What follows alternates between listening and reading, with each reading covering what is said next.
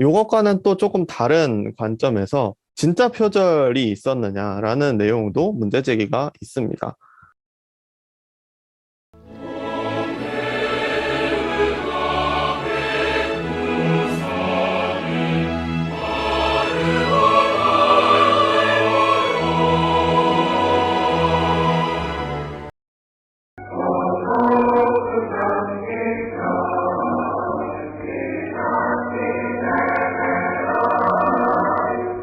대역죄인이다. 네, 역사 소식을 잘 들었습니다. 다음으로는 역사를 깊이 있게 코너입니다. 오늘은 한국의 국가, 애국가에 대한 내용을 가져왔는데 개도님께서 발표를 맡아주셨습니다. 개도님 준비된 대로 바로 발표를 시작해 주시면 감사하겠습니다. 네, 오늘 애국가와 국가 상징의 자격이라는 제목으로 발표를 준비한 계도입니다. 사실, 최근에 이 음악 표절에 관한 이슈가 좀 사회적으로 다소간 생기고 있는 점에서, 사실 역사 속에서는 어떤 표절 관련된 시비가 있었을까, 그게 좀 궁금했거든요. 근데 이제, 그래서 검색을 해보다 보니까 가장 가까운 곳에 이 표절 시비에 휘말려 있는 애국가라는 노래가 있었고, 그래서 관련된 논의들을 좀 정리를 해봤습니다.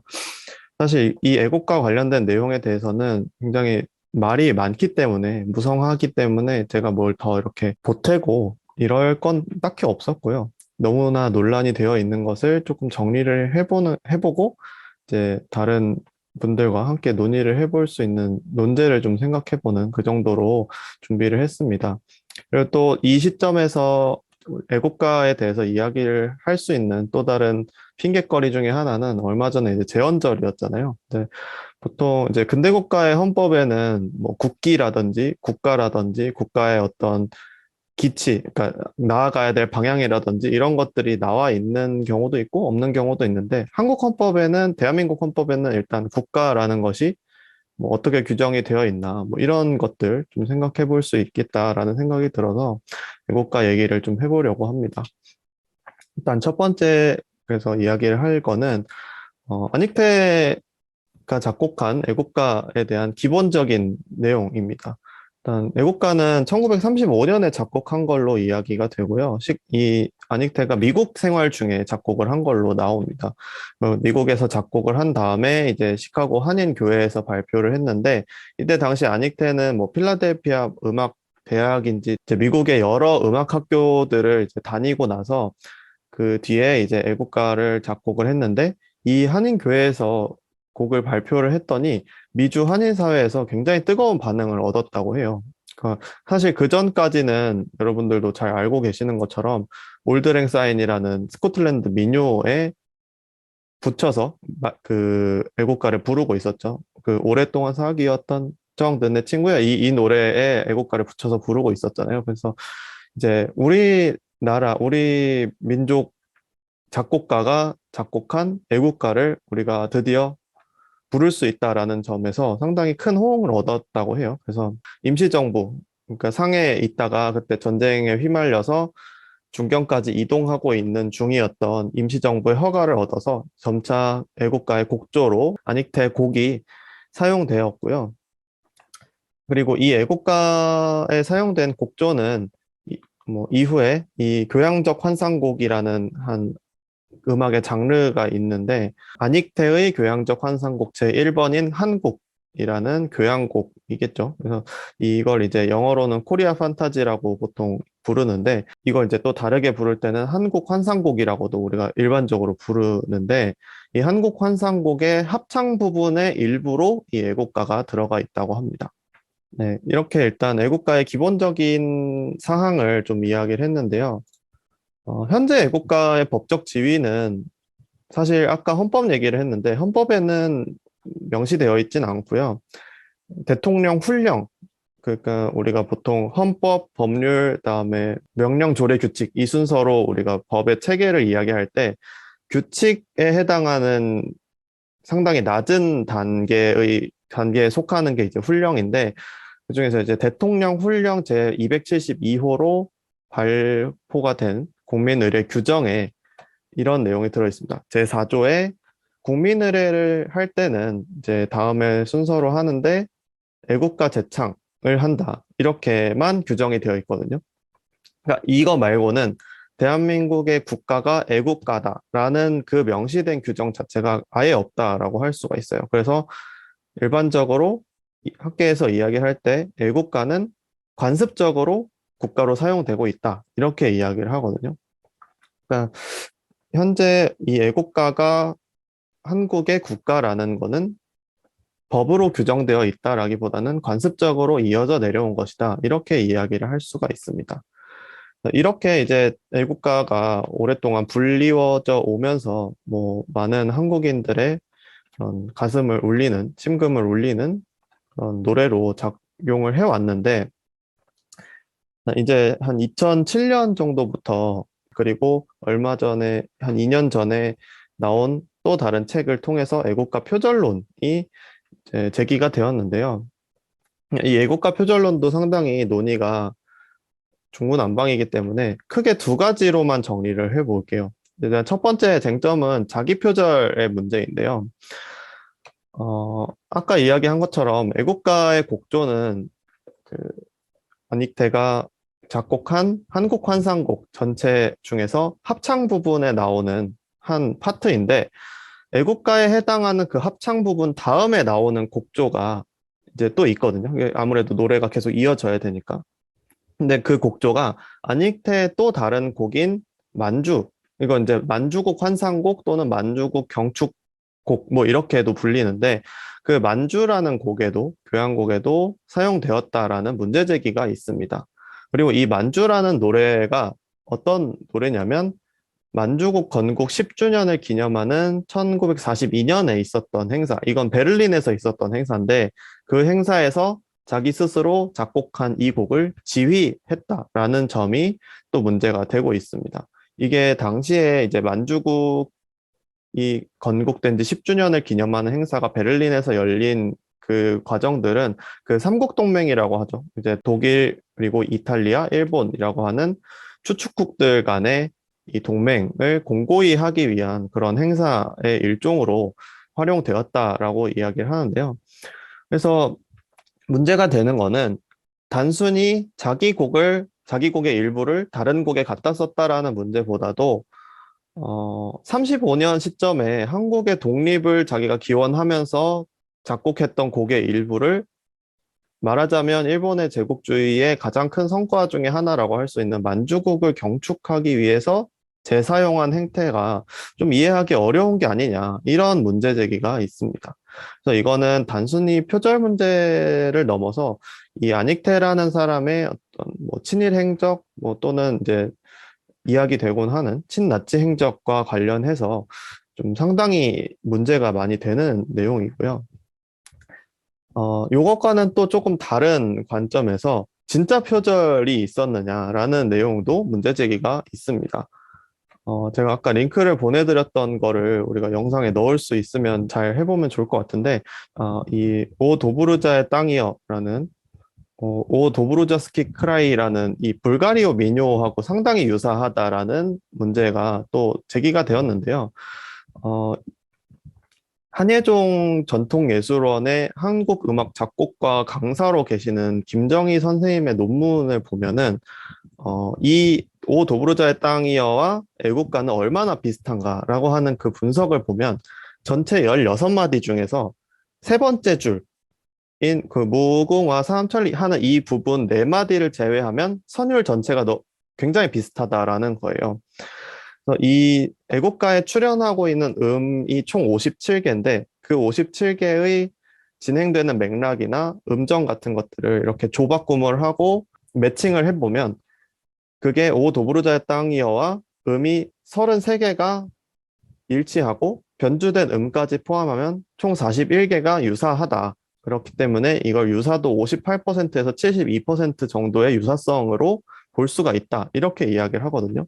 사실 이 김정희 선생님의 논문이 나오기 전에도 이제 들어보셨으면은 어느 정도 인지를 하시겠지만 첫 시작하는 부분이 굉장히 비슷해서 우리가 현재 지금 우리 사회에서 나오고 있는 그런 음악 표절 논란 같은 것도 첫 시작하는 부분에서 비슷하면 굉장히 이거는 와, 베꼈구나라는 생각이 들잖아요. 그래서 그 첫 부분이 비슷하다라는 것 때문에 이게 표절이냐 아니냐에 대한 논쟁이 상당히 있었는데, 사실 표절이라는 것 자체가 음악을 전문적으로 다루는 사람들한테도 판정하기가 어려운 부분이라고 저는 알고 있어요. 그래서 이거를 어떻게 좀 과학적으로 유사한지를 살펴볼 수 있는 논문이 있으면 좋겠다라고 생각했는데, 일단 지금까지 나온 논문에서는, 제일 최근에 나온 논문에서는 이 논문이 가장 좀 자세하게 유사도를 측정한 그런 논문인 것 같아서 일단 내용을 좀 가져와 봤고요. 그래서 이 논문에 나오는 선율 비교를 한번 보면은 이 진행 흐름이 상당히 비슷한 거를 볼 수가 있죠. 근데 우리가 이거를 어떻게 판단하기는 좀 어렵지만 눈으로 봤을 때 상당히 비슷해 보인다라는 점을 좀 생각을 해볼 수 있습니다. 그래서 여기 보시면 여기 있는 무궁화 삼천리 활용해서 이 부분을 빼면 전체적으로 흐름이 올라갔다 내려갔다 올라갔다 내려갔다 하는 이 진행이 상당히 비슷하다라는 거를 좀 볼 수가 있는 거죠. 그래서 이것 때문에 이제 애국가가 진짜 표절이다라는 내용에 대해서 좀 생각을 해볼 수 있는 거고, 이 같은 논문에서 이제 애국가가 가지고 있는 그 밖의 문제들을 이 몇 개 나오는데, 제일 눈에 띄는 것을 두 가지 정도만 지적을 해보면, 애국가가 나라를 대표하는 음악인데도 이 한국 전통음악의 음악적인 특성이 전혀 나타나지 않는다라는 점을 좀 지적을 하더라고요. 그래서 이 한국 전통음악의 특성이 어떤 것인지 우리는 사실 이 음악을 전공하지 않았기 때문에 정확하게 알 수는 없지만, 어쨌든 이런 부분이 있고, 또 노랫말과 선율이 잘 어울리지 않는다라는 점도 있습니다. 사실 뭐 노랫말하고 선율이 꼭 어울려야 되냐라고 할 수 있지만, 국가라는 것은 어떤 함의를 굉장히 깊이 담고 있어야 되는 노래이기 때문에 이 선율하고 이 내용이 좀 일치해야 좋다라는 이야기를 하는 것 같더라고요. 그래서 대표적으로 논문에서 제시하고 있는 부분은 여기에요. 일단 앞에 부분을 보면 이 국가 같은 뭔가 나라의 기상을 이렇게 드러내야 되는 노래에서는 첫 박에 강박이 들어가야 되는데, 동해하면서 이제 두 번째부터 강박이 들어가잖아요. 이 부분을 조금 지적을 하는 게 많고, 두 번째는 백두산이 이제 상승하는 이미지인데 하강하는 음으로 이렇게 형성이 되어 있다라고 하는 부분을 지적을 하더라고요. 그래서 이 논문에서는 이렇게 선율이 어울리지 않게 된 이유가 불가리아 민요를 참고해서 이 노래를 만들었기 때문에 이 원래 있었던 가사와 선율을 맞추는 과정에서 불일치가 일어난 것이다. 이렇게 이야기를 하거든요. 그래서 이런 문제들에 대해서 제기를 하고 있고요. 그 밖에도 여러 가지 문제가 있다라고 이야기를 합니다. 자, 여기까지 이제 그 표절 문제에 대해서 이야기를 했는데, 저는 여기서 살짝 틀어서 애국가라는 노래가 가지고 있는 역사적 지위와 관습적 지위에 대해서 좀 이야기를 해보고 싶어요. 이게 전혀 다른 얘기처럼 들릴 수 있지만, 아까 이야기한 것처럼, 첫 부분에서 이야기한 것처럼, 안익태가 미국에서 작곡해서 미국 한인들에게 들려주었던 그 애국가가 이후에 어떻게 되었냐면, 미국 대한인국민회에서 이 안익태가 작곡한 새로운 곡조 사용을 대한민국 임시정부 쪽에 우리가 이거를 애국가의 곡조로 사용해도 될까요? 라고 이렇게 물어봤을 때 이제 좀 시간이 걸려서 임시정부 측에서 이 곡조의 사용을 허가를 합니다. 그래서 이게 이제 대한민국 임시정부 공보 제69호에 나와 있는 내용이고요. 그리고 이게 미국에서만 사용된 게 아니고 이제 상해에서 중경으로 임시정부가 이전하던 기간이 약 8년 정도였는데, 이게 한 32년 정도까지는 그 의정원 회의록에 보면 창애국가라는 부분이 항상 있다고 하더라고요. 뭐 이제 큰 행사 같은 경우는 애국가를 부른다라는 그 식순이 나와 있는데, 그게 이 이전하는 기간 중에는 워낙 혼란스러운 시기니까 사라졌다가 1941년에 의정원 회의 개원식, 그러니까 국회 개원식을 하는 거죠. 국회 개원식 행사 일정에 창애국가가 다시 등장을 하는데, 이때부터는 안익태곡을 사용했을 가능성이 좀 있다라는 그런 분석들이 있더라고요. 근데 이게 이때 원래 올드랭사인을 부르는 게 아니라 안익태곡을 사용했을 가능성에 대해서 이야기할 때 한 가지 약간 방증이 될 수 있는 게 이 의정원 회의에 대한 회고를 보면 곡조가 이제 애국가를 부르는데 곡이 안 맞아서 3부 합창이 돼버렸다라는 이런 내용이 있다고 하더라고요. 이게 오랫동안 올드랭사인 곡조의 애국가를 불러왔던 사람들이 있을 텐데 3부 합창 같이 되어버렸다라는 건 조금 이해하기 어렵기 때문에 아마 미국에서부터 새로 들어온 안익태가 작곡한 애국가를 불렀기 때문에 이렇게 불일치가 생긴 게 아니었을까라는 이야기를 하기도 합니다. 그리고 여기에 더해서 이 한 1940년대 정도부터는 임시정부에서 안익태 작곡의 애국가 곡조를 사용했을 거라는 이제 근거들을 몇 개 들 수가 있는데요. 장준하 선생이 이제 원래 학병으로 끌려갔다가 거길 탈출해서 이제 한국광복군 훈련반으로 합류하게 되는데 이제 1944년인데요. 이때 장준하의 회고를 보면 이곳에서 부르는 애국가는 내가 알던 그 애국가, 올드랭사인 애국가하고 좀 다르다. 여기서 이제 아일랜드 민요곡이라고 잘못 쓰고 있는데 사실 스코틀랜드죠. 그래서 지금의 안익태 씨 작곡의 곡이었다라고 하는 게 이제 장준하 선생의 회고인데 1944년에 이미 이 애국가를 사용하고 있었다라는 거죠. 한국 광복군에서. 근데 이 육군 군관학교 한국 광복군 훈련반이 위치하고 있었던 게 어디냐면 안휘성이거든요. 44년 당시에 이제 임시정부는 중경에 있었고 안휘성에 있었던 한국광복군 훈련반에서까지도 안익태 곡을 애국가로 사용하고 있었다라는 거는 당시 관내에 있었던 독립운동 세력들이 대부분 안익태 곡의 애국가를 부르고 있었을 것이다라는 거를 증명하는 것이다. 이런 이야기를 좀 볼 수가 있고요. 그리고 이제 중경 임시정부에서 1945년에 발행했던 한국 애국가 악보가 있는데요. 그래서 이 한국 애국가 악보를 보면 뒤에 그림을 보여드릴 텐데 안익태 곡의 애국가를 사실상의 국가로 확정한 시점이 이때다라는 해석도 가능하다. 이렇게 이야기할 수 있습니다. 그래서 이 한국 애국가 악보가 어떻게 생겼냐면 그 여러분도 아마 옛날에 초중고 다니실 때 문방구에서 이렇게 그런 악보 같은 거 파는 거 사보신 적 있으신가요? 그런 거랑 비슷하게 생겼거든요. 여기 보면 이제 김구 선생의 얼굴이 이렇게 딱 들어가 있고 요 글씨도 지금 김구 선생이 직접 쓴 글씨라고 합니다. 그래서 당시에 주석이었던 김구의 사진과 그리고 글씨가 들어가 있는 이 한국 애국가 악보이고요. 그리고 여기에 이제 한국어, 중국어, 영어 이렇게 세 가지 버전으로 들어가 있는 애국가 악보가 임시정부에 의해서 발행이 되었는데 이것이 발행된 것 자체가 이 임시정부 때부터 이미 애국가를 국가로서 상정하고 있었다라는 점을 잘 보여준다. 이렇게 이야기를 하는 논의들을 좀 볼 수가 있고요.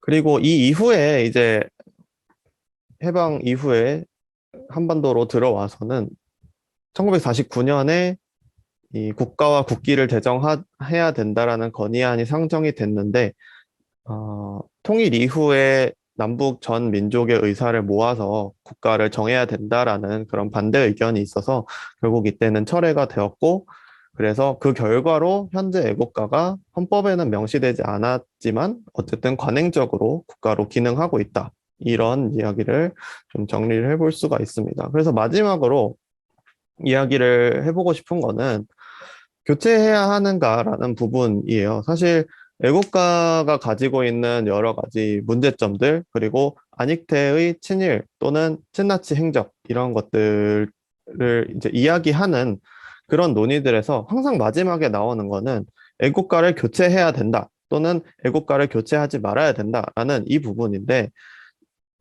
일단은 두 가지를 다 이야기를 해볼게요. 첫 번째는 안익태가 가지고 있는 친일 행적이나 표절 논란은 국가를 대표하는 노래로서의 품격을 훼손시킨다라는 주장이 있고요. 또 하나는 완전 무결한 악곡이 존재하기 어렵고 만약에 지금 새로 작곡을 한다고 해도 그걸 누가 작곡할 거냐라는 문제부터 시작해서 뭐 기존에 있는 곡을 국가로 사용한다고 했을 때 그 악곡은 과연 완전 무결할 수 있는가라는 문제가 될 수 있겠죠. 그리고 안익태의 행적이 애국가가 지니고 있는 독립운동사에서의 역사성보다 과연 우선하는가라는 질문도 해볼 수가 있고요. 그래서 이 부분에 대해서 좀 논의를 해볼 수 있으면 좋지 않을까라고 생각을 했습니다. 사실 표절 논란 때문에 이제 발표를 하려고 준비를 해봤는데 생각보다 좀 복잡하더라고요. 그래서 네, 좀 정리를 하는데도 좀 어려움이 있었지만 좀 흥미로운 사례였다라고 좀 생각이 듭니다. 네, 준비한 발표는 여기까지입니다. 네. 대역죄인이다. 네, 궤도님, 말씀 발표 잘 들었습니다. 이제 이어서 궤도님이 던져주신 논제가 있죠. 애국가 교체해야 할까? 여기에 대해서 뭐 딱 여기서 뭐 답을 내자 이런 맥락보다는 각자가 갖고 있는 애국가에 대한 지식과 그리고 오늘 궤도님이 정리해준 내용들 이런 걸 바탕으로 자신의 의견을 한번 개진해보는 시간을 가지면 좋지 않을까라고 생각을 합니다. 발의는 순서 상관없이 먼저 하고 싶은 말 있으신 분이 자유롭게 시작해 주시면 되겠습니다. 전 먼저 질문할 게 있는데, 그러면 어쨌든 그 베를린에서 연주한 그 만주 환상곡, 만주 축전곡, 뭐 하여튼 그거보다 이전에 애국가가 만들어진 거는 맞단 얘기네요. 네네네. 맞습니다. 그리고 이제 그 부분이 조금 이제 어려운 부분인데 만주국 환상곡은 사실 이렇게 그 영상만 남아있지 악보나 이런 게 존재하지 않는다고 하더라고요. 그래서 좀 심하게 상상의 나래를 펼쳐보면 한국 환상곡을 만주국 환상곡으로 갖다 썼을 수도 있다. 까지도 이야기를 할 수가 있는 것 같아요. 왜냐면은 그 만주국 환상곡의 지휘 장면이라고 하는 부분에서 그 한국 환상곡하고 겹치는 부분이 주로 나오거든요. 그래가지고 일단은 오피셜리는 만주국 환상곡은 한국 환상곡보다 나중에 만들어진 곡인데 이거를 한국 환상곡에 있던 부분을 만주국 환상곡에다가 거의 그대로 갖다 쓴 게 좀 문제가 될 수 있다라는 거죠. 그게 만약 밝혀질 수 있는 자료가 뭔가 발굴이 되면 논란이 더 심각하게 논의가 될 것 같아요. 그렇죠. 네. 그리고 안익태가 많이 그 지휘를 했던 곡이 크게 이 만주국 환상곡이라는 곡하고 에텐라쿠라는 곡이 있거든요. 근데 그 곡들을 이제 딱 전쟁 끝나기 전까지는 유럽에서 엄청 많이 연주를 하고, 그러니까 지휘를 하고 돌아다니는데 한국에 딱 들어올 때부터는 그 곡들을 연주하거나 하지 않는다고 하더라고요. 그리고 그 대신에 등장하는 게 한국 환상곡하고 뭐더라? 성악, 맞아요. 강천성악, 강천성악인 것 같은데 그게 그래서 이제 연구자들이 의심하는 게 에텐라쿠를 강천성악으로 그대로 갖다 쓴 게 아니냐, 만주국 환상곡을 그대로 한국 환상곡을 갖다 쓴 게 아니냐라는 의심을 하고 있는 것 같더라고요. 그러니까 두 개의 교향곡을 따로따로 만든 게 아니라 이거를 제목만 바꿔 달아서 한국에서 사용한 거다라는 그런 얘기도 하더라고요. 그래서 이 부분은 근데 사실 추정의 영역이라서 정확하게 알 수는 없고. 그 안익태 유가족도 있는 걸 알고 있는데 이 애국가와 관련해가지고 뭔가 공식적인 건 없나요? 어떤 걸 뭐 영감을 얻다거나 뭐 어디 뭐 참조를 했다 뭐 이런 게 이야기가 나올 법도 할 것 같은데. 일단 유족들 같은 경우엔 유족들보다도 더 이제 강하게 의견 표출을 하시는 분들은 안익태 기념재단의 연구자분들이 많이 네. 의견 제시를 하시더라고요. 그래서 사실상 이런 만주국 환상곡이나 아니면은 뭐 에텐라쿠와 강천성악의 뭐 동일성이라든지 이런 부분들이 지나치게 짜여진 각본처럼 그렇게 친일로 몰아가려는 게 아니냐라는 그러니까 논박을 하는 것들을 좀 볼 수가 있는데요. 어떤 것을 참고했다는 얘기는 사실은 좀 별로 안 나와 있고, 네. 이제 애국가 같은 경우에는 이제 미국에서 한인들의 독립운동을 보고서 자기가 그거를 응원하기 위해서 지은 노래다라는 그런 얘기들이 좀 있고, 이제 강천성악 같은 경우에는 뭐 세종대왕 때의 아학을 이렇게 참고했다라는 그런 내용이 있는데 아, 그런 네. 것들이 있습니다. 네. 그럼 기념사업회에서는 그 친일 낙인하고 이 예술적인 영역은 좀 구분해서 살펴봐달라 뭐 이런 입장인 것 같네요. 아마 친일 행적 자체에 대해서도 크게 네. 인정하고 싶지 아, 않은 그래요? 것 같아요. 네. 어, 왜냐하면 아까 이제 우리가 시작하기 전에 이야기했었던 순기정에 관련된 그런 반론들도 있었잖아요. 그래서 네. 그렇게 따지면은 올림픽에서 일장기 가슴에 달고 뛴 네. 송기정하고 뭐가 안익태하고 뭐가 다르냐? 다르냐. 네. 이 사람은 그때 당시에 세계적인 음악가로서 또 네. 세계적인 음악가들과 교류를 하고 그때 당시 세계 음악계의 가장 센터에서 활동하기 위해서 일본 음, 국적을 가질 수밖에 없었고 아, 그런 내용들을 이야기를 하면서 네. 이것을 과연 진정한 친일이라고 봐야 되느냐라는 그런 내용인 거죠. 저는 그거 관련해서 좀 궁금했던 게, 그 안익태, 뭐 선생이라 할지 모르겠는데, 하여튼 그 안익태 그분이 친일 논란이 있었고, 만주국에서 행사에 동원됐고, 이런 행적들이 당시에도 생존했던 사람들이 알고 있었을 거 아니에요. 근데 그 당시에 그 임시정부와 아까 그 보여줬던 자료 중에 김구 선생이 애국가라고 해가지고 안익태 작사라고 위에 써 있더라고요, 직접. 그거를 인정을 했다는 거는 그 친일 행적이 분명한가라는 그런 생각도 들기도 하고, 뭐 친일이 있었지만 어쨌든 관습적으로 혹은 역사적으로 이렇게 그냥 사람들이 의뢰 부르다 보니 뭐 이 부분을 인정할 수밖에 없다라는 입장이지 어떤 맥락인지 그게 좀 약간 음. 그러니까 정리하자면 그 독립운동을 했던 사람들이 그 친일 논란이 있었던 안익태의 어떤 그 곡을 가져다 썼다라는 것도 다시 한번 좀 생각해 볼 필요가 있다라고 생각이 돼서 한번 말씀드려봤습니다.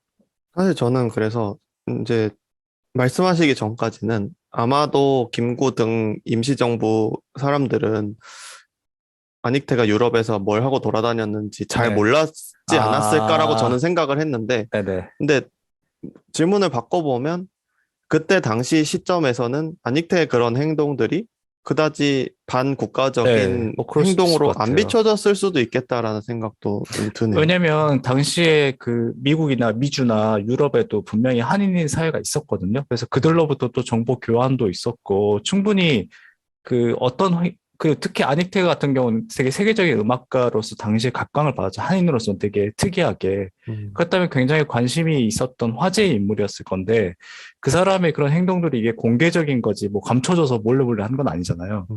그렇다면 분명히 그 임시정부에 있던 사람들도 아닉테의 어떤 행적들에 대해서 충분히 인지는 하고 있지 않았을까라는 게 좀 생각이 들긴 하거든요.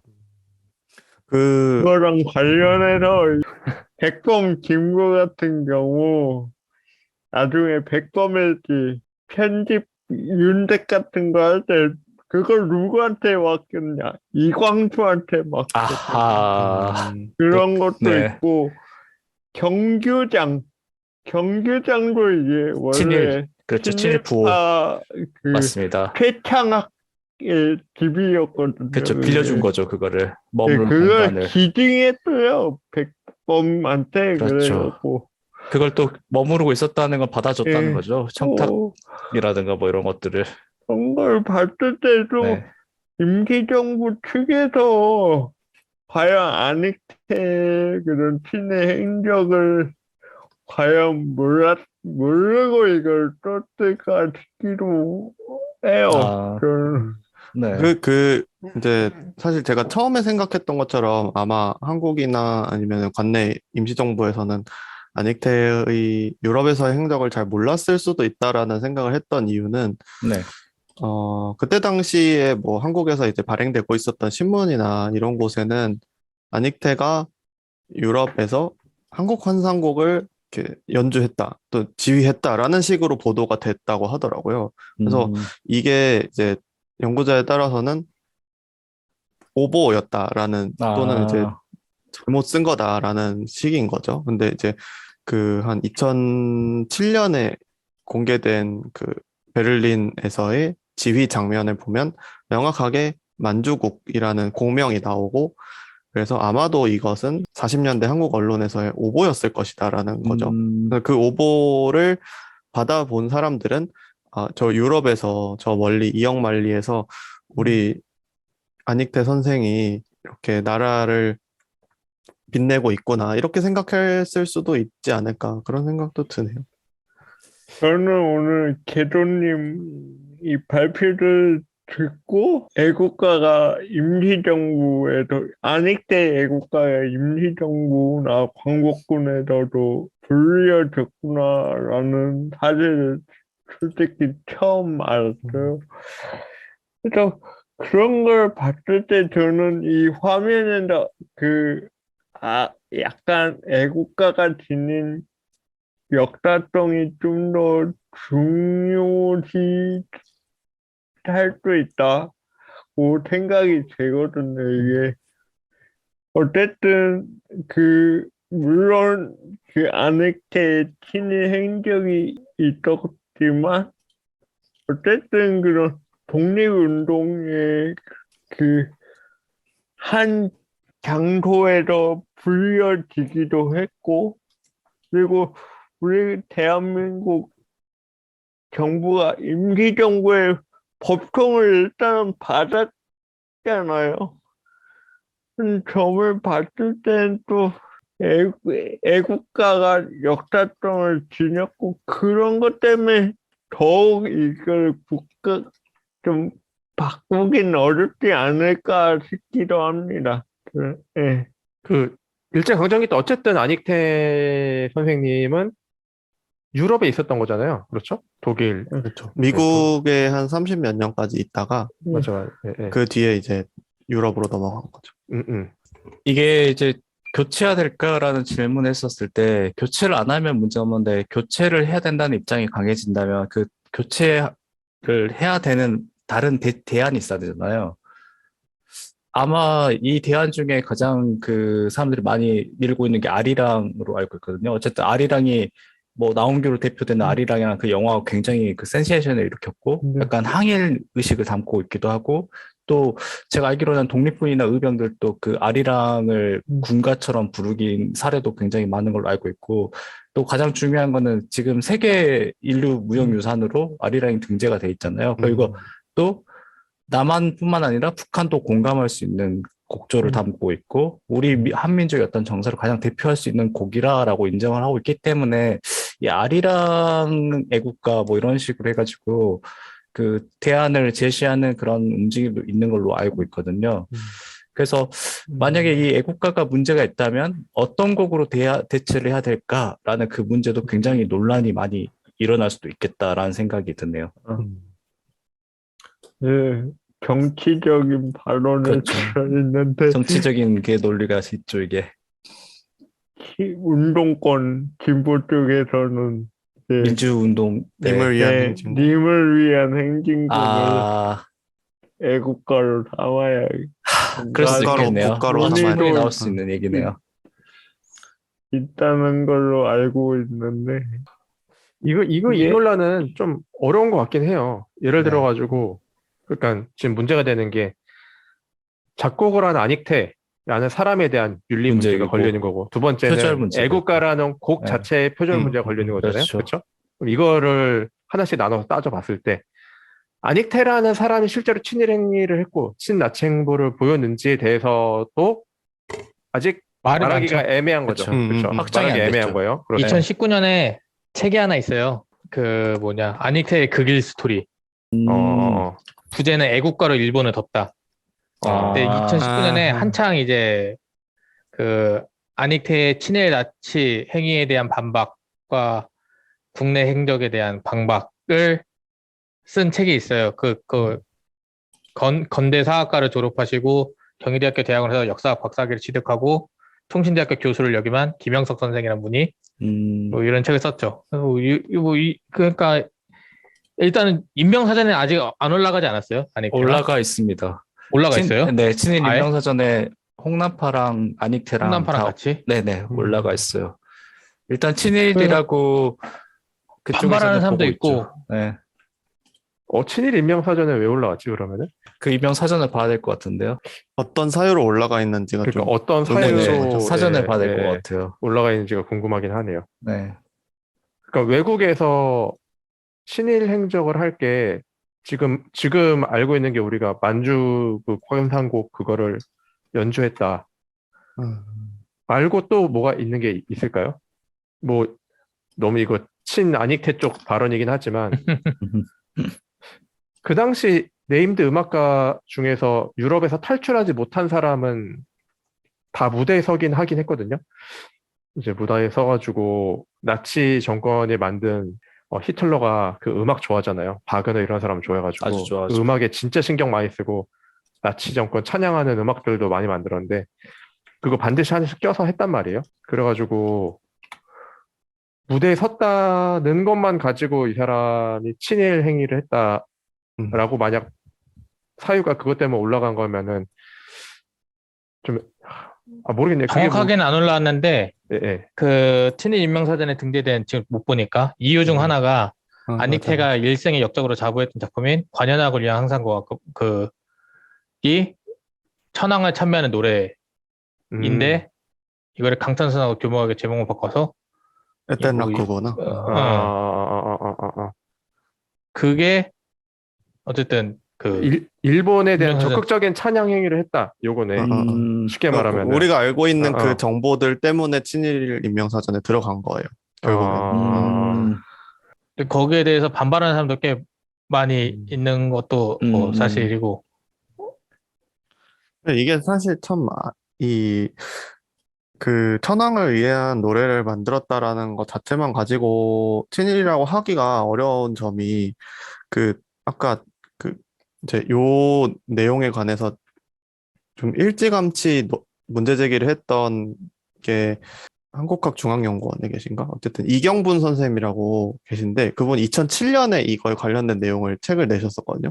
근데 그분 인터뷰를 봤는데 당시에 그 안익태가 만났었던 엄청 유명한 음악가 중에 슈트라우스라는 음악가 역시도 천황을 위한 노래를 만든 적이 있는데 일본 천황을 위한 노래를 근데 그게 그 천황가가 시작된 지 2600년이 되는 시점이어서 그거를 축하하기 위해서 일본 제국에서 각 전 세계에 있는 음악가들한테 다 그런 곡을 만들어 달라고 부탁을 해서 만든 거였다라고 하더라고요. 그래서 이거를 당시에 유명한 음악가였기 때문에 뭔가 그런 곡을 만들었다라는 자체만을 가지고 이게 친일 행각이었는가라고 이야기하기는 좀 어려운 부분이 분명히 있는 것 같아요. 확실히. 그때 이 사람이 아까도 이야기한 것처럼 세계 음악의 센터에 가서 살아남아야 됐던 상황이었기 때문에 자기가 그걸 또 여러 가지 일들을 안 근데 할 좀 수가 그걸 있었는가라는 부분들. 반박할 수 있는 건 그건 개인의 선택이 아니었나 그런 반박도 할 그렇죠, 수 가능하죠. 있지 않을까요? 예. 가능하죠. 그리고 어렵네요. 지금 얘기가 살짝 끊기니까 친나치 행각에 대해서 간단히 이야기를 하자면 이제 아까 수평님이 말씀하셨던 2019년에 그 책에 앞서서 나왔던 아닉테 케이스라는 책에서 그건 이제 정치학자이신 이혜영 선생님이라는 분이 쓰신 책인데 네. 그 책에서 친나치 행적이 아주 뚜렷하다라는 주장을 하고 있거든요. 근데 이제 다른 논자들의 이야기를 보면 이거는 너무 지나치게 과장한 거다라는 거예요. 이혜영 선생님의 이 주장은. 왜냐하면 이혜영 선생이 그렇게 주장하는 이유 중에 하나가 이제 독일에 있을 당시 아닉테가 함께 살았던 사람, 그러니까 같은 집에 살았던 사람이 이제 일본 공사관의 참사관이었나? 에이라라는 사람인데 그 사람하고 같이 살았다라는 거예요. 근데 그 에이라라는 사람이 나치와 일본의 이 정보를 연결하는 사람이었다라고 이야기를 하거든요. 그래서 그 역할을 하고 있었던 근데 이름이 맞는지 모르겠다. 다시 봐야겠다. 잠시만요. 그러니까 안익태의 최측근 중에서 일본 외교관이 있었다. 약간 요 정도로 이해하면 되는 건가요? 최측근이라기보단 아닉테가 에하라 잠깐만 이름 예, 에하라 그거, 고이치인데 에하라 고이치가 아닉테를 독일의 여러 음악가에게 꽂아주기도 했고 같이 살았고 사실상 에하라 고이치의 최측근인 아닉테였던 거죠. 근데 에하라 고이치가 그때 당시에 그냥 단순 외교관이 아니라 나치와 일본 정부를 잇는 정보를 다 꽉 쥐고 있었다라는 거예요. 이혜영 선생의 주장은. 그거는 어느 정도 그 사료로 입증이 되는데, 근데 그것만 가지고 아닉테가 친나치였는가라고 이야기하기에는 조금 부족하지 않냐라는 거죠. 그러니까 아닉테를 마치 나치의 스파이였다라고 이야기하기에는 아닉테가 진짜 에하라의 스파이면 같이 살았지 않지 않았을까라는 부분도 있고, 그렇게 이제 사실상 아닉테가 독일에서 활동할 수 있는 뭔가 기반을 만들어준 게 에하라 고이치였을 것이다라는 부분하고, 그래서 차라리 친나치라고 보기는 어렵고 독일 안의 정보를 수집해서 에하라한테 갖다 주는 역할을 아닉테가 했을 수는 있다라는 점들은 또 이야기를 해볼 수 있다는 거죠. 그런 점에서 이제 친일 행적이라고도 볼 수 있는 거고. 근데 그 부분들이 다 이렇게 방증할 수 있는 내용들밖에 없어서 사실 명확하게 이야기할 수 있는 부분은 크게 없다라는 생각이 들어요. 확실히 논란의 인물이네요. 이게 뭔가 그럴 것 같은데 또 증거를 대라하면 입증 증거는 확실치가 않고. 그러니까 아까 제가 했던 게 두 가지가 이제 하나가 아닉테라는 사람에 대한 문제고 하나는 네. 애국가라는 곡에 대한 문제인데, 그러니까 지금까지 나온 얘기를 종합해 보면 아닉테라는 사람에 대해서 평가하기가 딱 단정지어서 그렇죠. 이렇다라고 말하기가 조금 아직은 부족한 부분들이 확실하게는 어렵다. 있다. 네. 그 정황 증거, 정황 혐의는 증거는 굉장히 많아요. 짙지만, 예, 혐의는 많지만 그 정황 증거는 많은데 딱 맞다라고 결정적인 확실하게. 증거가 쉽지 않다라는 거고, 곡에 대한 얘기를 해보면은 그 예를 들어서 애국가가 먼저 작곡이 됐고 그 다음에 만주환상곡이 애국가를 표절해서 만든 곡이다라고 했을 때, 그러면은 그게 애국가, 그러니까 뭐 순수성이라고 할게요. 일단은 애국가의 순수성을 해치는 문제는 아니지 않나요? 그렇죠. 그러니까 예를 들어서 만주환상곡을 먼저 만들고 이거를 편곡해가지고 애국가를 만들었다라고 하면은 문제가 생길 수 있는데, 애국가가 먼저고 이거를 편곡해서 만주환상곡을 만들었다라고 하면은 애국가가 가지고 있는 작품으로서의 순수성 자체가 훼손되느냐라고 할 때 그거는 좀 애매하지 않나요? 그렇죠. 그 실제로 근데 그런 책이나 아니면 기사 같은 것들을 보면은 마치 만주국 환상곡을 베껴서 한국 환상곡을 만든 것처럼 쓰거든요. 그 선호관계가 잘못됐네요. 이게 좀 이 여론을 호도하는 면이 분명히 있는데, 그러네요. 근데 그거를 교묘하게 피해서 이제 여기에 있는 이런 내용들을 지적을 하는 거죠. 이제 한국 독립을 기원하면서 지은 곡인데 그거를 만주국 경축을 위해서 사용했다라는 거는 문제가 있는 거 아니냐, 이런 식으로 이제 문제 제기를 하는 거죠. 혹시 사람들이 한국 환상곡이 만주국 환상보다 먼저 만들어진 건데 라고 이야기를 하면 이렇게 이야기를 하는 그런 순서로 논의가 진행되는 것 같거든요.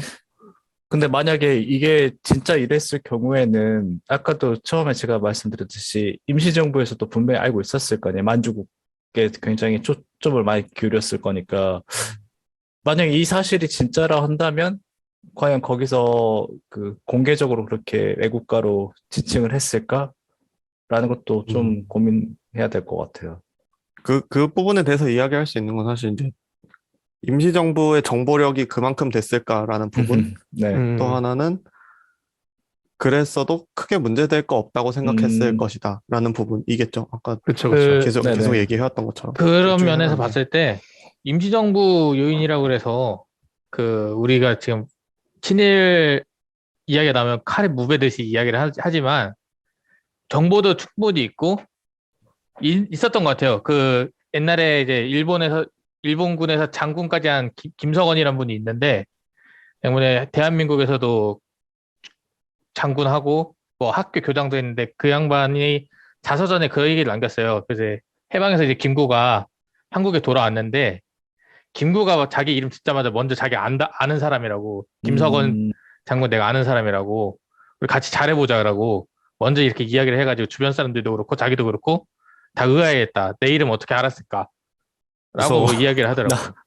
난 널 그러니까- 알고 있어. 그러니까 정보력도 상당히 있었고 그 친일파 우리가 얘기하는 뭐 우리 지금 친일파 기준이 좀 이제 와서 좀 몇 가지 뭐 정해져 있죠. 뭐 일본 군대에서 뭐 어디 정도 몇 급 이상 뭐 공무원도 몇 급 이상 뭐 이렇게 정해져 있는데 그 당시만 하더라도 그 기준 자체를 또 모호했던 것 같고 국가 재건에 필요하면은 뭐 그런 과거쯤이야 뭐 넘어갈 수 있으면 넘어가도 된다라는 뭐 인식도 좀 있었던 것 같더라고요. 뭐 아주 극렬하게 일을 가는 사람은 일을 갈았겠지만 그런 점도 한번 고려해 볼 필요가 있지 않나 생각을 사실 뭐, 네. 안익태를 비판하는 사람들, 안익태 행적을 비판하는 사람들 중에는 안익태에 대한 그런 안익태의 위대함을 강조하기 시작한 게 이승만이 안익태를 불러와서 엄청 큰 음악회도 열게 해주고 이승만 8순잔치 때인가 80세 생일 때 안익태가 환국환상곡을 와. 지휘를 했더라고요. 아, 그래서 그때 이제 훈장 포장을 하는 그런 영상도 있거든요. 그러니까 그때부터 안익태의 지위가 엄청나게 높아졌다라는 식으로 비판을 하는데 사실은 아까 이제 하트님도 이야기하신 것처럼 사실 저도 처음 알았거든요. 임시정부에서 이 안익태 곡의 애국가를 썼다라는 거를. 그러니까 이게 단순히 이승만 나쁜 놈이라고 이야기하기에는 안익태의 활동이나 이런 것들을 충분히 40년대에도 이미 임시정부에서 파악하고 있었을 그렇겠죠. 네. 개연성이 충분하고 그럼에도 불구하고 안익태 곡을 애국가로서 사용하고 있었다라는 점 이거는 좀 확실히 우리가 다시 생각해봐야 될 부분이 있다라는 거죠. 그러면 표절 문제 중에 또 하나가 그 불가리아 민요하고 일치성이잖아요. 그럼 그 부분은 괜찮을까요? 이 이거는 국가로서의 어떤 정체성 문제로서 다른 나라 민요를 좀 참조해가지고 진짜인지 아닌지 모르겠지만 뭐 참조해서 만들었다라는 사실이 밝혀진다고 하더라도 요거의 문제는 첫 번째는 외국 민요에서 선율을 따왔다는 거고 우리나라 국가인데 독창성이 없다는 거죠. 그 두 번째는 작품으로서의 그렇죠. 작품성이 떨어진다. 창작성, 독창성이 떨어진다. 이 두 가지 문제인 건데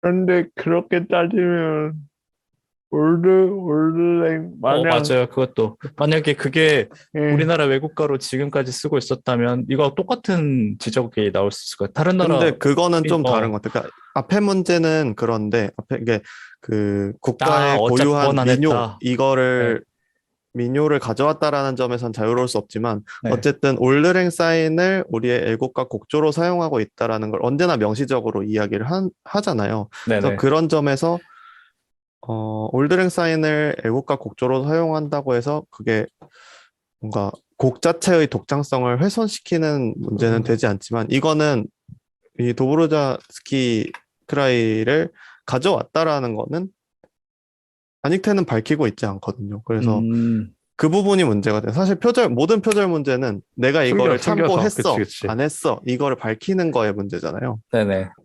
그래서 이거는 조금 문제가 될 수도 있지 않을까라는 생각이 들었고, 사실 이 논문이 나오기 전에는 아마도 좀 조심스럽더라고요. 사람들이 이 곡을 표절했을 수도 있다라는 거 이렇게 명시적으로 얘기를 못하고 아마도 동유럽 민요의 영향을 꽤 많이 받은 것 같다라는 정도로 이야기를 하다가 이제 이 논문에 와서 이제 좀 더 명시적인 표절 유사도를 측정을 한 건데 어떻게 봐야 될까요? 이거는? 이건 전문가 영역이라 제가 선뜻 판단을 내기 어렵네요. 그러니까 일단 저희가 전문가 저번에 입장에서는 처음 들어봤을 때 맞다고 확실히 하니까. 한마디는 완전히 똑같더라고요. 그렇죠. 예, 예. 근데 이분은 이제 뭐 과학적인 어떤 뭔가 거를 검사를 했었을 거니까. 네, 저 선율 흐름이- 흐름을 한 것 같은데 여기에 이제 실제로 그 곡 표절 따질 때 그 중요한 그걸로 알고 있거든요. 저 곡 선율 진행 선율 흐름이 예, 비슷하면 이게 표절이다. 예, 그 화음이랑 선율인데 네네.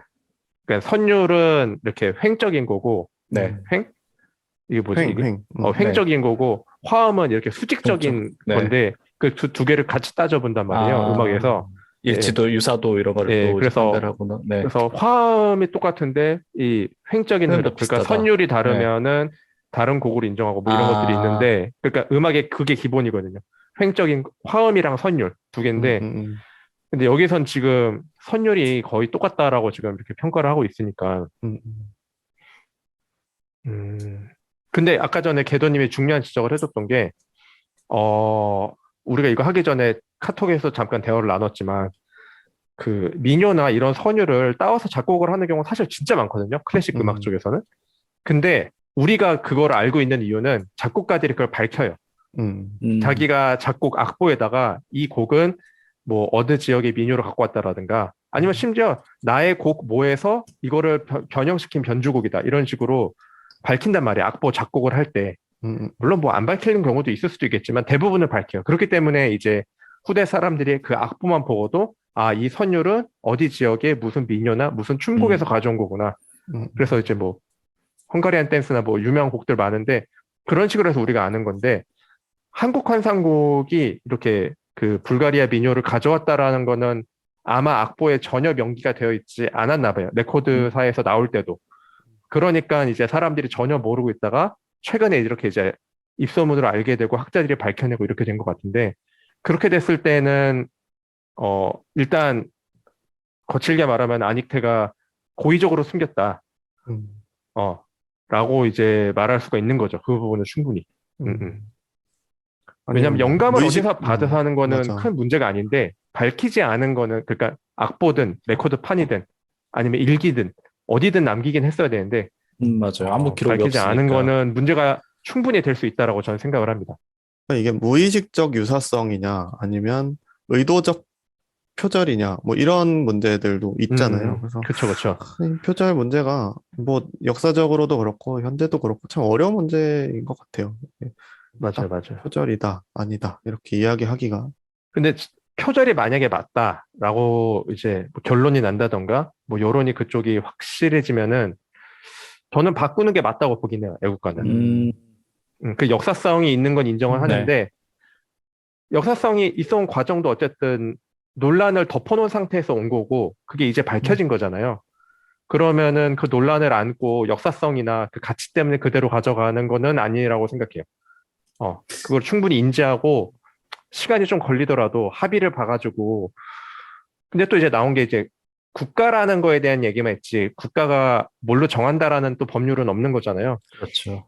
그래서 그 논의 과정이 또 지난하겠지만 그래도 필요한 과정이 아닐까라고 생각을 합니다. 지금까지는 표절 문제를 법적으로 제기를 하면 아마 이거는 불가리아 측에도 하겠죠. 법적 제기를. 아니 어떻게 오히려 해- 소송을 할 거면 불가리아 쪽에서 소송을 하는 게 아니고 뭐 국내 어떤 시민단체나 아니면 뭐 애국가 새로 만들기 단체 뭐 예를 들어서 그런 시민단체가 만들어져서 거기가 이제 국가를 상대로 소송을 내거나 아니면 안익태 재단이나 뭐 이런 데를 상대로 소송을 내겠죠. 아마 불가리아에서 음원을 갖고 있다고 해서 불가리아에서 소송을 걸지는 않을 거예요. 너무 예민한 문제여서 너무 정치적으로 그렇죠. 외교적으로 이게 예민한 문제여서. 국가 문제니까. 근데 뭐 확인 정도는 해줄 수 있죠. 이 음원이 맞다 아니다. 불가리아 국립국가원에 음. 있는 건 맞다. 뭐 요 정도 확인 정도는 해줄 수 있겠지만 소송의 주체가 되진 않을 거라고 생각합니다. 아마. 예. 이게 이거 밝혀지는 거지. 말씀하세요. 이거 불가리아 민요라고 밝혀진 게 아까 그 논문이 있었다고 그랬죠. 그러니까 그 선율 분석한 거 그거 말한 거 아닌가요? 예. 그거는 그건 딴 건가요? 그 논문은 2019년 논문이고 음. 근데 그거를 엄청 최근에. 이 논쟁 자체가 시작된 거는 표절 시비가 맨 처음 제기된 거는 1964년 서울국제음악제에 참석했던 불가리아계 미국인 지휘자 피터 니콜로프가 이거 비슷한데 이러면서 시작됐대요. 네, 그 사람 누구야? 이것도 피터 니콜로프? 네, 피터 니콜로프가 있는데 이것도 비하인드 스토리가 있대요. 그 왜 기자회견에서 안익태 애국가가 불가리아 민요랑 비슷하다고 깐 게 흘러나오듯이 이야기가 나왔대요. 왜냐면은 애초에 피터 니콜로프가 서울 국제 뭐 음악회 한다고 해서 왔는데 계약 조건이 되게 마음에 안 들었대요. 그래가지고 안익태가 날 불렀는데 돈도 마음에 안 들고 숙소도 마음에 안 들고 뭐 그러니까 이것저것 나한테 다 부당하게 대우를 한다 해서 기자 성명하고 막 기자회견하고 그 와중에 그 얘기가 살짝 흘러나왔다라고 보도가 있네요. 1977년도에. 뭔가 억한 감정에서 툭 나온 거죠. 그러니까 이게 약간 건수 찾고 있었는데, 이런 느낌이군요. 네. 지금 애국가가 이제 안익태 관련한 이야기도 있는데 이게 작사가 논란도 되게 많잖아요. 뭐 안창호가 만들었다는 이야기도 있고 아니면 이제 윤치호. 근데 윤치호는 이제 대표적인 친일파인데 만약에 윤치호 작사 그다음에 안익태 작곡인데 둘 다 친일 행적이 확실히 돼버리면 이거는 정말 더 국가로서의 어떤 위험 자체가 훼손이 엄청 될 것 같아요. 그러니까 작사는 아직 누가 했는지 확실히 없잖아요. 맞아, 그쵸. 맞아. 네, 아마 윤치호가 했을 것이다라는 쪽이 조금 더 맞아요. 더 설득력이 우세하죠. 있는 것 같아요. 네, 맞아요. 64년도 국제음악대 당시에 기사가 있네요. 이거 경향신문에. 어떤 내용인가요? 보이시나요? 네, 보입니다. 만신창이 보입니다. 국제음악제. 왜 만신창이지? 음악인들의 파장이 왜 골마 터졌을까? 이게 파쟁 그거잖아요. 그러니까 파벌 싸움? 그러니까 그게 왜 골마 터졌을까? 너도 망신골만. 여기 나오네. 얼굴이 피터 화끈해지는 니콜로프. 그날의 소동은 반 안익태파에게 감싸야 반 안익태파가 있었구나. 계속 논란의 이게 아까 소평님 인물이었네. 말씀하신 그 내용이네. 네.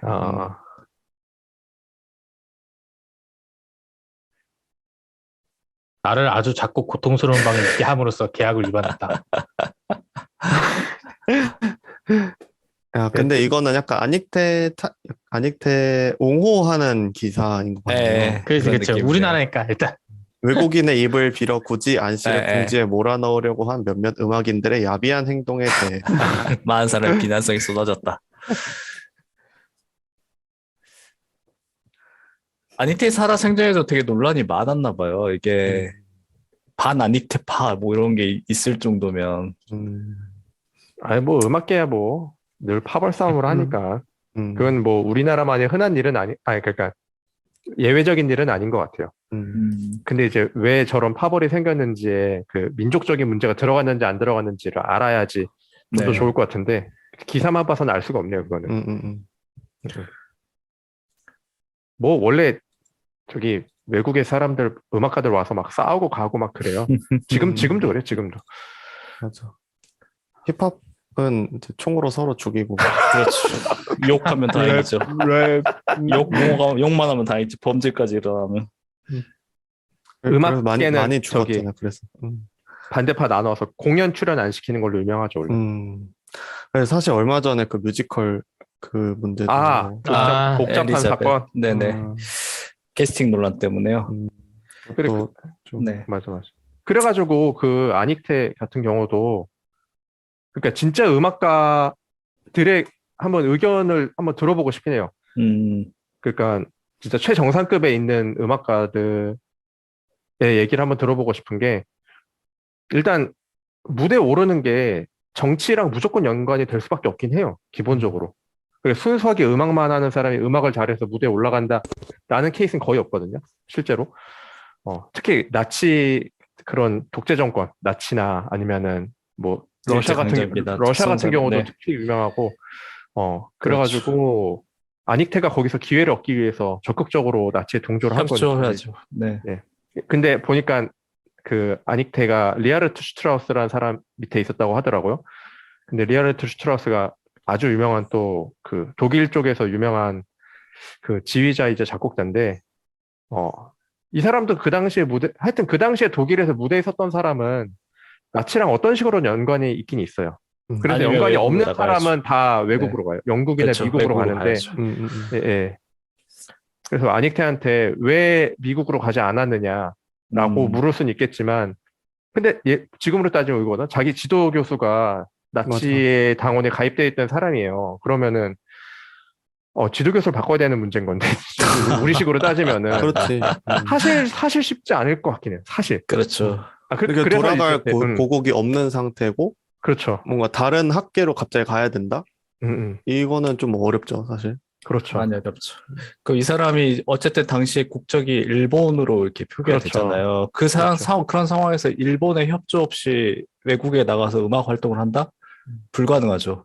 어떻게든 뭔가 일본 측에도 어필할 수 있는 뭔가가 있어야 되니까 협조를 뭐 직접적이든 간접적이든 할 수밖에 없는 상황이 분명히 있었을 거예요. 음.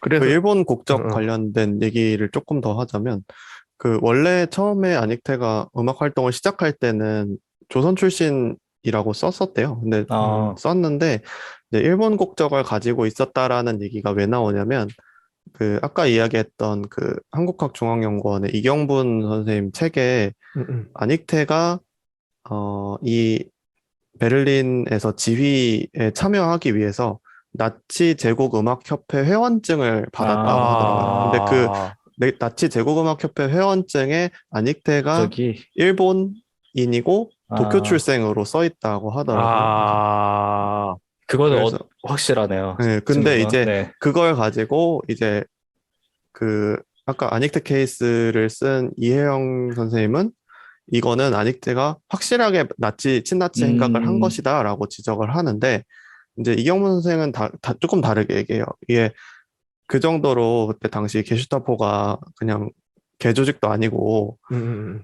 안익태 출생지 뒷조사 조금만 하면 나오는 것을 네. 이렇게 안익태 출생지가 또 평양이라고 하더라고요. 평양 정도면 알 맞아, 수 맞아. 있잖아요. 그쵸, 그래서 그쵸. 그 일본인 도쿄 출생으로 만들어서 회원증을 만들어 준 거는 그때 당시에 음악회를 진행하기 위한 행정적인 처리 과정에서 그렇게 만들어진 것뿐이지, 이것만 자체를 가지고서 안익태가 음, 친나치 행각을 했다라고 보기는 어렵다라고 이야기를 하는 거거든요. 그래서 그게 더 설득이 있는 것 같아요. 음, 네. 맞아요. 그 그래서 당시 독일 음악가들 얘기 들어보면 자사전 같은 거죠.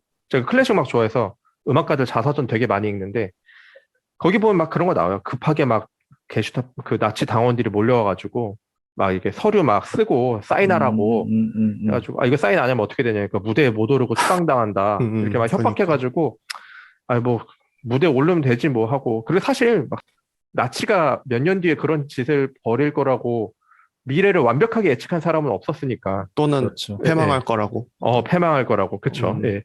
그래가지고 또 그래서 그 카라얀이라는 유명한 사람이 있는데 그 사람이 그 일개 음악가가 어떻게 저항을 하느냐 뭐 이런 말도 하고 있었거든요. 음, 물론 그게 용서된다는 얘기는 아니에요. 용서된다는 얘기는 아닌데 그러니까 상황 자체가 그렇게 할 수밖에 없는 것도 그러니까 이거를 막 인정을 해야 된다는 적극적으로 거죠. 뭔가 네. 민족 배반 행위로 봐야 되느냐라고 할 했었을 때 좀 때 애매한 부분이 있죠. 애매한 부분이 네. 있다고 볼 수 있지 않을까라고 사실 그래서, 우리가 들리는데. 네. 이게 역사적인 맥락을 조금 의도적으로 이렇게 음, 배제시키고 생각을 해본다면, 음, 음. 우리 연구사업 참여할 때 밑에 사인하는 거랑 똑같은 거죠. 그렇죠. 맞아. 이게 안익태 애국가 문제는 결국은 그 친일이라는 게 굉장히 우리나라 정가 보도잖아요. 무조건 친일 딱 꼬리표 하나 붙어버리면 뭐 된다는 것도 무조건 안 돼. 뭐 친일했으니까 나쁜 놈이고 악의 세력이야. 이런 식으로 언론이나 일반 사람들이 어떤 그런 그 상식 속에서 있는 이상은 오늘 저희가 이야기했듯이 친일 행적 자체가 좀 모호한 부분도 분명히 있고 안희태의 친일이나 친나치 행적이 뭐 뚜렷하게 확실하다. 이렇게 한 부분도 좀 애매하고 의아한 부분이 있긴 있잖아요. 그러니까 그런 부분들을 좀 고민을 하고 좀 더 정확한 정보를 전달해야 되는데 언론에서 이제 이 문제가 또 불거져 나왔을 경우에 안익태 친일이었어. 라고 하면 그 다른 내용들은 아무것도 신경 안 쓰고 무조건 다 잘못됐어. 그러니까 애국가는 당연히 바꿔야 돼. 이런 단순 논리로 접근하는 그게 정말 문제인 것 같아요. 그래서 오늘 저희가 이 문제를 다루는 핵심도 결국은 어느 하나의 어떤 입장에서 친일만 했으니까 나쁘다. 이 곡은 없애버려야 된다. 라는 것보다는 좀 다양한 시각에서 좀 보면 좋겠다. 라는 그런 부분들을 같이 논의할 수 있어가지고 좋았던 것 같아요. 이 이분법으로 나눴을 때 오히려 미화하려는 그런 그쵸. 의도들이 더 그쵸, 그쵸. 강해진단 말이죠. 맞아. 제가 좋아하는 말인데 사건을 두 개로 나누는 거는 오히려 사건을 덮어버리려는 것이랑 똑같다라는 말이 있거든요. 이것도 딱 거기에 적용될 수 있는 것 같아요. 그러니까 이 사람이 친일이다 아니다를 나눠서 그냥 하는 순간 그냥 모든 문제가 덮어버리는 거죠. 그냥 이 사람이 갖고 있던 행적들을 한 발 물러서 가지고 더 많이 조사를 하고 맥락을 밝힐 생각을 해야 되는데 그런 거 없이 그냥 결론부터 내버리고 이런 행위를 했으니까 이런 결론이 나올 수밖에 없다. 이런 식으로 얘기하는 거는 오히려 진짜 그 애국가 논란에 진지하게 접근한다면은 오히려 좀 더 양해해야 되는 태도가 아닐까라는 생각을 하게 되네요. 네. 하지만 문제가 있으면 바꾸는 게 맞다라고 생각하긴 합니다. 저는. 네. 마지막에 태양님이 해주신 말씀이랑 말씀에 좀 공감을 하는 게 아까 뭐 저희가 역사 뉴스에서도 소개를 했지만 그 청와대 발전 방향 그 복원 방향을 이야기했을 때 그 구본관을 구본관 모형을 세운다 그랬는데 그 구본관이 옛날에 어쨌든 일제의 터였다, 일제 관저의 터였다라는 이유로 이제 또 갑자기 이제 친일 논란이 갑자기 불타오르면서 이게 친일이다 아니다 또 이거 갖고 이제 또 정쟁 아닌 정쟁을 또 하게 또 생겼는데 사실 따지고 보면은 총독 관저로서 그 관저가 쓰인 건 6년밖에 안 되고 사실상 그 관저 터의 대부분의 역사는 대한민국 대통령의 역사이기도 했었는데 그렇죠. 그런 고민 자체를 그 친일이란 그 두 글자 하나로 이제 덮어버리는 게 되니까 조금 이제 우리가 이제 해방된 지도 벌써 몇십 년이 고사하고 70년, 그쵸. 70년이 가까이 되는데. 아직 근데도 이제 그 두 글자에 이렇게 감정들이 이제 요동치고 있으니까 씁쓸한 감정이 많이 들죠. 뭐 하치님은 뭐 하실 말씀 있으신가요? 거의 마무리에 돌아가면서 약간 이야기하고 있는 느낌인데. 갑자기 애국가 부르는 거 아니야? 불러주세요. 그리고 뭐 앞으로 워낙 다 훌륭하신 얘기들에서 제가 딱히 할 말은 없지만 진짜 한 번은 이제 좀 충분한 논의가 좀 이루어졌으면 좋겠다. 이걸 좀 뭐 단순한 정치적인 논리에서 이런 논란들을 덮고 빨리 해결하기보다는 어쨌든 이게 우리 나라를 대표하는 노래잖아요. 그렇기 때문에 좀 더 신중하게 접근을 해야 되고 좀 더 맞습니다. 풍부하게 논의가 이루어져야 되고 그런 과정에서 이분법적인 그런 시각들은 좀 지양되어야 되는 게 아닌가 맞습니다. 싶습니다. 정치성을 배제하고 좀 순수하게 좀 접근할 필요도 있어요. 그러나 배제할 수 없는 것이 또 정치성이죠. 그렇죠. 맞아요. 어제 우영 보니까 다 정치래요. 다 정치지. 다 정치. 내가 그 말 하려고 그랬는데 아깝다. 다 정치입니다. 그럼 마무리를 좀 할까요? 네, 그러면은 이제 이렇게 해가지고 오늘 개도님께서 이제 애국가에 관련된 여러 가지 논쟁들을 좀 시간 순서대로 잘 설명을 해주셨고 쟁점을 잘 설명해 주셔서 저희가 좀 이렇게 긴 시간 토론을 할 수 있었던 것 같습니다. 저희 채널의 특징이지만 토론은 길게 하지만 결론은 유보하는 걸로 그렇게 났는데 근데 이거 자체가 저희의 결론이죠, 뭐 그렇죠? 네, 그렇게 해서 애국가에 관련된 쟁점들을 여러분들이 보시면서 한번 정리가 되었으면은 좋은 시간이 되지 않았을까라는 생각을 합니다. 네, 그러면은 이제 여기서 오늘 대역죄인 마치도록 하겠습니다. 모두 수고하셨습니다. 감사합니다. 네.